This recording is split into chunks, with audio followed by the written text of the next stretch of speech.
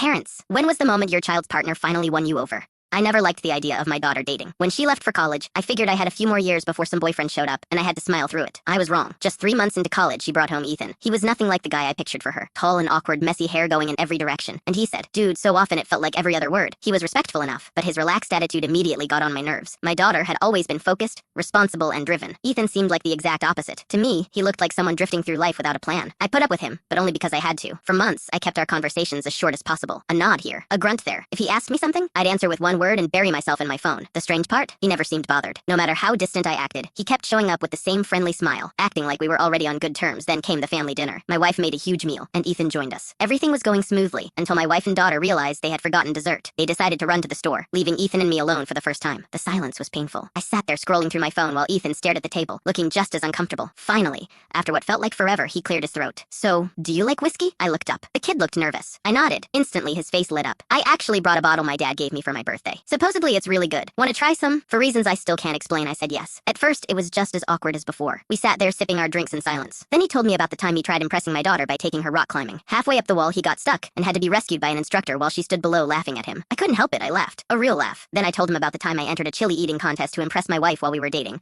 only to end up throwing up all over a state senator's shoes. One drink became two. Two became more than I could keep track of. Soon we were talking about everything. Music, movies, college disasters, embarrassing mistakes. And the more we talked, the more I realized I had judged him completely wrong. Ethan wasn't aimless at all. He had goals. He was working towards starting his own business. He wasn't careless. He simply didn't waste energy worrying about things he couldn't control. At some point, we got loud, then louder. Before long, we were laughing, arguing, and shouting stories across the kitchen table. When my wife and daughter finally came back, they found us completely drunk, singing along to an old rock song neither of us actually knew. My wife looked less than impressed. My daughter stood frozen in the doorway, staring at us like we'd completely lost our minds. Ethan grinned and looked at my wife. Ma'am, I love your cooking. That was it. I completely lost it. From that night on, everything changed. I stopped merely tolerating Ethan and genuinely started liking him. Now he's like a second son to me. I still don't know exactly when it happened, but somewhere between a few glasses of whiskey and one ridiculous conversation, he won me over. And honestly, I'm glad he did.